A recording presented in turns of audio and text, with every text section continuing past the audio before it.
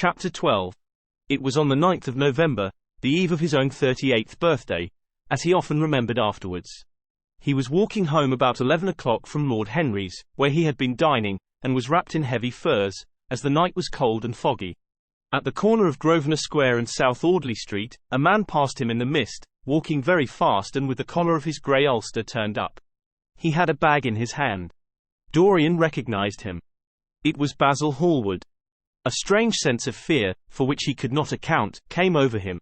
He made no sign of recognition and went on quickly in the direction of his own house. But Hallward had seen him.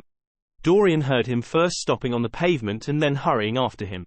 In a few moments, his hand was on his arm. "Dorian! What an extraordinary piece of luck! I have been waiting for you in your library ever since 9 o'clock. Finally I took pity on your tired servant and told him to go to bed, as he let me out. I am off to Paris by the midnight train, and I particularly wanted to see you before I left. I thought it was you, or rather your fur coat, as you passed me. But I wasn't quite sure. Didn't you recognize me? In this fog, my dear Basil? Why, I can't even recognize Grosvenor Square. I believe my house is somewhere about here, but I don't feel at all certain about it. I am sorry you are going away, as I have not seen you for ages. But I suppose you will be back soon? No. I am going to be out of England for 6 months. I intend to take a studio in Paris and shut myself up till I have finished a great picture I have in my head. However, it wasn't about myself I wanted to talk. Here we are at your door. Let me come in for a moment. I have something to say to you. I shall be charmed. But won't you miss your train?" said Dorian Gray languidly as he passed up the steps and opened the door with his latch key. The lamplight struggled out through the fog, and Hallward looked at his watch. "I have heaps of time," he answered. "The train doesn't go till 12:15, and it is only just 11. In fact, I was on my way to the club to look for you, when I met you. You see, I shan't have any delay about luggage, as I have sent on my heavy things. All I have with me is in this bag, and I can easily get to Victoria in 20 minutes. Dorian looked at him and smiled. What a way for a fashionable painter to travel. A Gladstone bag and an ulster. Come in, or the fog will get into the house. And mind you don't talk about anything serious. Nothing is serious nowadays. At least nothing should be." Hallward shook his head, as he entered, and followed Dorian into the library. There was a bright wood fire blazing in the large open hearth. The lamps were lit, and an open Dutch silver spirit case stood, with some siphons of soda water and large cut glass tumblers, on a little marquetry table. "You see, your servant made me quite at home, Dorian. He gave me everything I wanted, including your best gold-tipped cigarettes. He is a most hospitable creature. I like him much better than the Frenchman you used to have." "What has become of the Frenchman, by the by?" Dorian shrugged his shoulders. "I believe he married Lady Radley's maid, and has established her in Paris as an English dressmaker. Anglomania is very fashionable over there now, I hear. It seems silly of the French, doesn't it? But, do you know, he was not at all a bad servant. I never liked him, but I had nothing to complain about. One often imagines things that are quite absurd. He was really very devoted to me and seemed quite sorry when he went away. Have another brandy and soda? Or would you like hock and seltzer? I always take hock and seltzer myself. There is sure to be some in the next room." "Thanks, I won't have anything more," said the painter, taking his cap and coat off and throwing them on the bag that he had placed in the corner. "And now, my dear fellow, I want to speak to you seriously. Don't frown like that. You make it so much more difficult for me. What is it all about?" cried Dorian in his petulant way, flinging himself down on the sofa. "I hope it is not about myself. I am tired of myself tonight. I should like to be somebody else." "It is about yourself," answered Hallward in his grave deep voice, "and I must say it to you. I shall only keep you half an hour." Dorian sighed and lit a cigarette. "Half an hour," he murmured. "It is not much to ask of you, Dorian, and it is entirely for your own sake that I am speaking. I think it right that you should know that the most dreadful things are being said against you in London. I don't wish to know anything about them. I love scandals about other people, but scandals about myself don't interest me. They have not got the charm of novelty. They must interest you, Dorian. Every gentleman is interested in his good name. You don't want people to talk of you as something vile and degraded. Of course, you have your position, and your wealth, and all that kind of thing. But position and wealth are not everything. Mind you, I don't believe these rumors at all. At least, I can't believe them when I see you. Sin is a thing that writes itself across a man's face. It cannot be concealed. People talk sometimes of secret vices. There are no such things. If a wretched man has a vice, it shows itself in the lines of his mouth, the droop of his eyelids, the molding of his hands even. Somebody, I won't mention his name, but you know him, came to me last year to have his portrait done. I had never seen him before, and had never heard anything about him at the time, though I have heard a good deal since. He offered an extravagant price. I refused him. There was something in the shape of his fingers that I hated. I know now that I was quite right in what I fancied about him. His life is dreadful. But you, Dorian, with your pure, bright, innocent face, and your marvelous untroubled youth, I can't believe anything against you. And yet I see you very seldom, and you never come down to the studio now, and when I am away from you, and I hear all these hideous things that people are whispering about you, I don't know what to say. Why is it, Dorian, that a man like the Duke of Berwick leaves the room of a club when you enter it? Why is it that so many gentlemen in London will neither go to your house or invite you to theirs? You used to be a friend of Lord Staveley. I met him at dinner last week. Your name happened to come up in conversation, in connection with the miniatures you have lent to the exhibition at the Dudley. Staveley curled his lip and said that you might have the most artistic tastes, but that you were a man whom no pure-minded girl should be allowed to know, and whom no chaste woman should sit in the same room with. I reminded him that I was a friend of yours, and asked him what he meant. He told me. He told me right out before everybody. It was horrible. Why is your friendship so fatal to young men? There was that wretched boy in the Guards who committed suicide. You were his great friend. There was Sir Henry Ashton, who had to leave England with a tarnished name.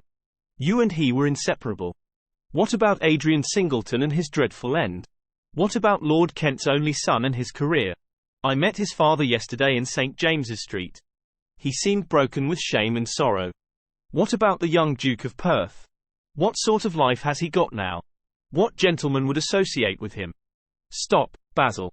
You are talking about things of which you know nothing, said Dorian Gray, biting his lip, and with a note of infinite contempt in his voice. You ask me why Berwick leaves a room when I enter it. It is because I know everything about his life, not because he knows anything about mine. With such blood as he has in his veins, how could his record be clean? You ask me about Henry Ashton and young Perth. Did I teach the one his vices, and the other his debauchery? If Kent's silly son takes his wife from the streets, what is that to me? If Adrian Singleton writes his friend's name across a bill, am I his keeper? I know how people chatter in England. The middle classes air their moral prejudices over their gross dinner tables, and whisper about what they call the profligacies of their betters in order to try and pretend that they are in smart society and on intimate terms with the people they slander. In this country, it is enough for a man to have distinction and brains for every common tongue to wag against him. And what sort of lives do these people, who pose as being moral, lead themselves?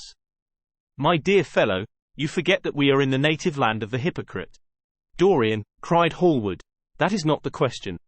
England is bad enough I know, and English society is all wrong. That is the reason why I want you to be fine.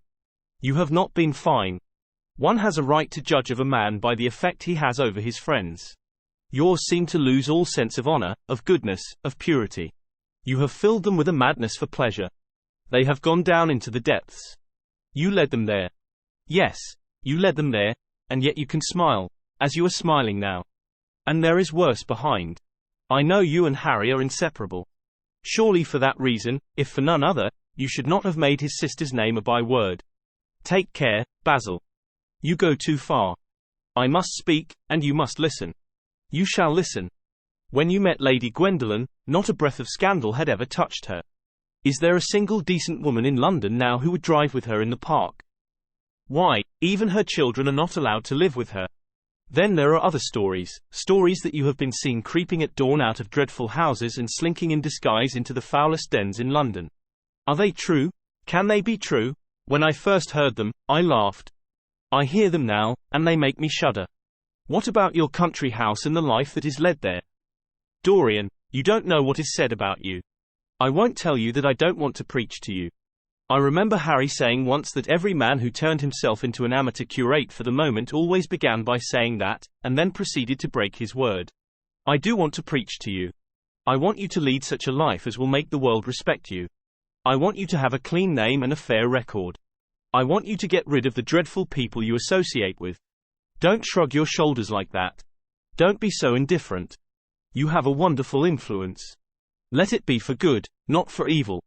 They say that you corrupt everyone with whom you become intimate, and that it is quite sufficient for you to enter a house for shame of some kind to follow after. I don't know whether it is so or not. How should I know? But it is said of you. I am told things that it seems impossible to doubt. Lord Gloucester was one of my greatest friends at Oxford. He showed me a letter that his wife had written to him when she was dying alone in her villa at Mentone. Your name was implicated in the most terrible confession I ever read. I told him that it was absurd, that I knew you thoroughly and that you were incapable of anything of the kind. Know you? I wonder, do I know you? Before I could answer that, I should have to see your soul. To see my soul, muttered Dorian Gray, starting up from the sofa and turning almost white from fear. Yes, answered Hallward gravely, and with deep-toned sorrow in his voice, to see your soul. But only God can do that. A bitter laugh of mockery broke from the lips of the younger man. You shall see it yourself. Tonight, he cried, seizing a lamp from the table. Come, it is your own handiwork. Why shouldn't you look at it? You can tell the world all about it afterwards, if you choose. Nobody would believe you. If they did believe you, they would like me all the better for it. I know the age better than you do, though you will prate about it so tediously. Come, I tell you. You have chatted enough about corruption. Now you shall look on it face to face. There was the madness of pride in every word he uttered. He stamped his foot upon the ground in his boyish insolent manner. He felt a terrible joy at the thought that someone else was to share his secret, and that the man who had painted the portrait that was the origin of all his shame was to be burdened for the rest of his life with the hideous memory of what he had done. Yes, he continued, coming closer to him and looking steadfastly into his stern eyes, I shall show you my soul. You shall see the thing that you fancy only God can see. Hallward started back. This is blasphemy, Dorian, he cried. You must not say things like that. They are horrible, and they don't mean anything. You think so? He laughed again. I know so. As for what I said to you tonight, I said it for your good. You know I have been always a staunch friend to you. Don't touch me. Finish what you have to say. A twisted flash of pain shot across the painter's face. He paused for a moment, and a wild feeling of pity came over him. After all, what right had he to pry into the life of Dorian Gray? If he had done a tithe of what was rumored about him, how much he must have suffered. Then he straightened himself up, and walked over to the fireplace, and stood there, looking at the burning logs with their frost-like ashes and their throbbing cores of flame. I am waiting, Basil, said the young man in a hard, clear voice. He turned round. What I have to say is this, he cried. You must give me some answer to these horrible charges that are made against you. If you tell me that they are absolutely untrue from beginning to end, I shall believe you. Deny them, Dorian, deny them. Can't you see what I am going through? My God, don't tell me that you are bad, and corrupt, and shameful. Dorian Gray smiled.